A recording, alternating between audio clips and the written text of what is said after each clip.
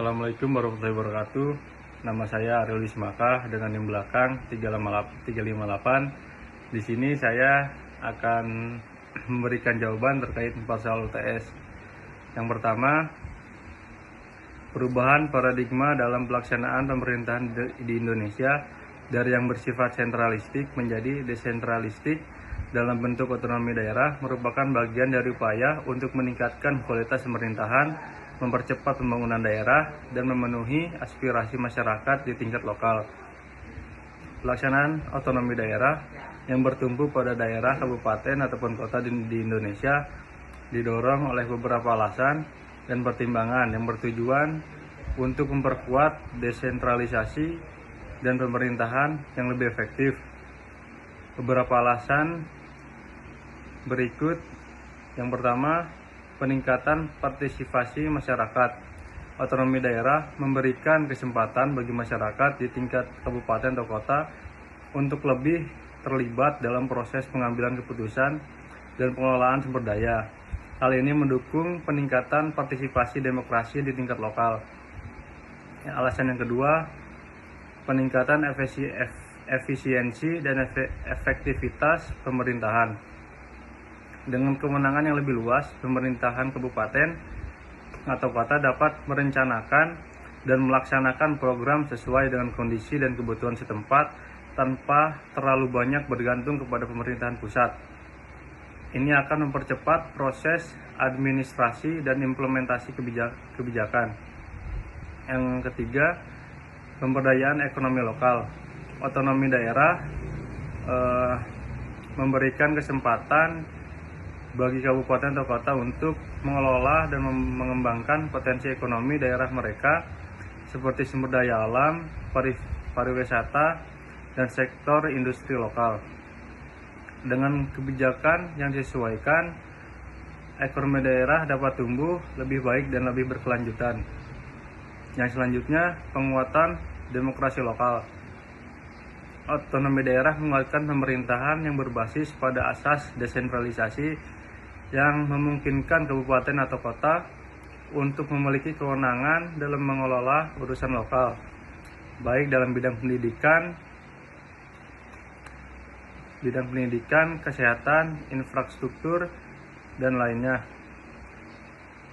Selanjutnya, soal yang kedua, pembagian urusan pemerintahan wajib menjadi urusan terkait pelayanan dasar dan tidak terkait pelayanan dasar.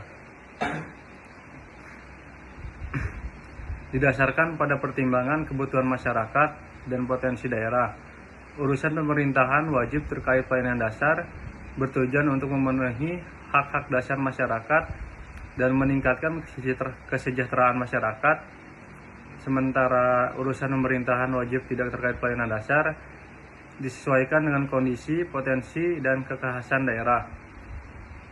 Ini juga disebutkan di dalam Undang-Undang Republik Indonesia Nomor 23 Tahun 2014 tentang pemerintahan daerah. Di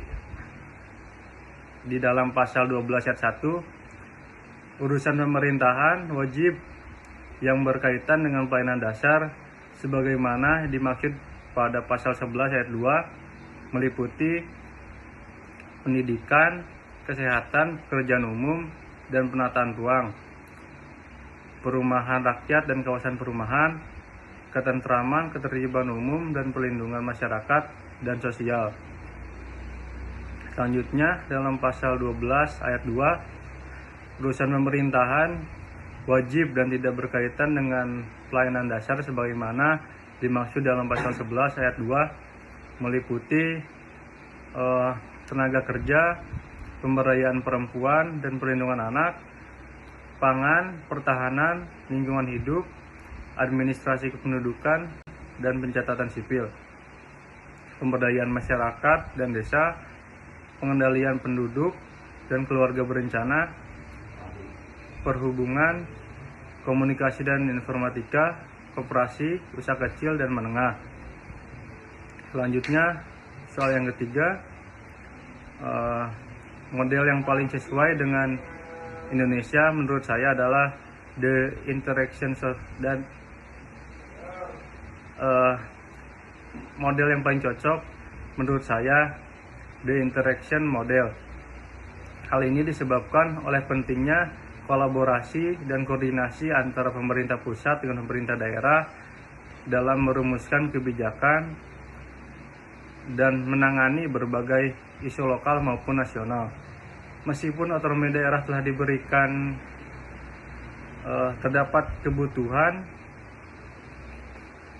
untuk kerjasama yang erat antara kedua belah pihak, terutama dalam hal perencanaan pembangunan dan pelaksanaan kebijakan yang berdampak pada daerah. Selanjutnya, soal yang keempat, menurut saya pemerintahan daerah baik di tingkat provinsi maupun kabupaten atau kota berfungsi untuk mengelola urusan lokal sesuai dengan kewenangan yang diberikan oleh undang-undang dengan tetap mengacu pada kebijakan nasional yang ditetapkan oleh pemerintahan pusat. Mungkin sekian saja dari saya. Mohon maaf bila jawaban saya masih ada yang salah atau kurang memuaskan. Sekian dari saya. Wassalamualaikum warahmatullahi wabarakatuh.